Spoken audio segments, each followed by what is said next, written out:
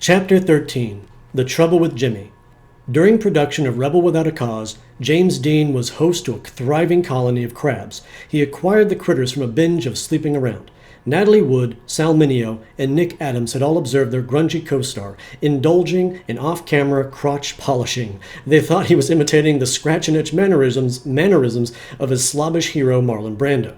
Yeah, and he definitely was a slob.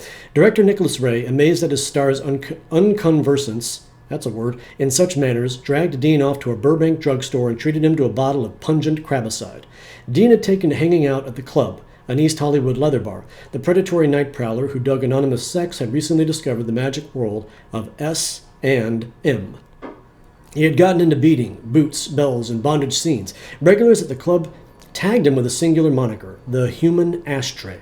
When stoned, he would bare his chest and beg for his masters to stub out their butts on it. After his fatal car crash, the coroner made note of the, quote, constellation of keratoid scars, end quote, on Jimmy's torso. Dean had avoided service in Korea by leveling with his draft board. He informed the Fairmount Selective Service Unit that he was gay. When Hedda Hopper asked him how he had managed to stay out of the Army, he replied, quote, I kissed the medic, end quote. Shortly after arriving in Hollywood, Dean had adopted the route taken by many other broke aspiring actors. He moved in with an older man. His host was TV director Rogers Brackett, who lived on posh Sunset Plaza Drive. The Fans magazine spoke of their, quote, father-son relationship, but if so, it was touched by incest. During the period just before his death, Dean should have been sitting on top of the world. East of Eden had been released and was a hit. Dean was 24. Rebel Without a Cause and the ambitious Giant had been completed. Neither was yet released, but it was evident from the preview of Rebel that the movie would be big. A great career lay ahead. Or did it? Dean was withdrawn, compulsively promiscuous, but friendless, suspicious, moody, uncooperative, boorish, and rude. He could on occasion be charming. On most occasions, he was annoyingly nuts. He betrayed a psychopathic personality with fits of despondency that alternated with fits of wild jubilation. A classic manic depressive. Mr. Nice Guy he wasn't, but his tormented screen persona hit a nerve with men, women, the young, and the not-so-young. Although his stage and screen experience was limited, he nonetheless felt himself competent to order camera and script changes. He blew his top when his suggestions were not taken. Directors humored him. Behind his back, they cursed him. His childish bids for attention were the talk of Hollywood. He turned up at dress affairs in sweatshirts and jeans. At a dinner party with Elia Kazan, Tony Perkins, and Carl Malden, when the steaks arrived, Dean picked his up and threw it out the window. He spat at the portraits of Bogart, Cagney, and Muni that adorned the walls of Warner's reception hall. At Chasen's, his requests for service were accompanied by table banging and silver clanging.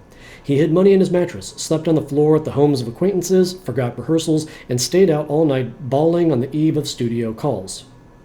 Toward the end, he was slow to learn his lines. He fluffed dialogue and fumed on the set. He was a confirmed pothead. Writers who obtained interviews with him, and few did, came away in consternation.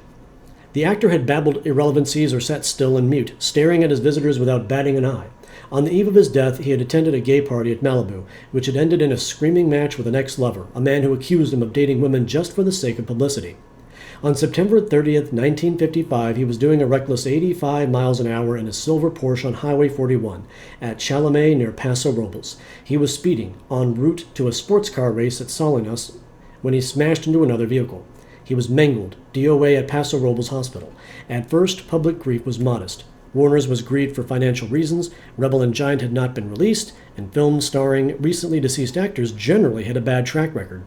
Then, without any studio hype, a legend grew. It was only several months after his death that the cult began to grow to vast proportions. The release of Rebel set off the greatest wave of posthumous worship in Hollywood history. It exceeded that for Valentino. Some fans even committed suicide. Although Dean's career had been but a brief comment, many of his fans refused to accept his death. Thousands of letters poured in at the studio each day. Most were from teenagers. Today, 30 years after his death, is the publication of this book anyway, the fan mail for Jimmy still keeps arriving. Kids across the country identified with the troubled youngster, the man-boy anti-hero played by Dean in Rebel. Warner's found that it had a hot, cold property on its hands.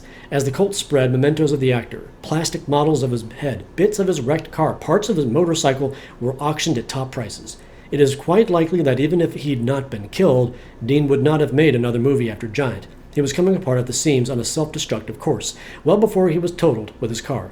His tombstone in Fairmount, Indiana bears only his name and the stark dates 1931 to 1955. A brief epitaph might have been pretty much a tramp. And yet today, if Richard Gere or Matt Dillon or any of the other members of the boring regiment of James Dean clonettes spewed out by Francis Ford Coppola in The Outsiders were to suffer Dean's fate, would cults arise? Would fans commit suicide? Would MASH notes arrive 30 years after their demise? It's doubtful. Jimmy may have had crabs, but he also had durable charisma.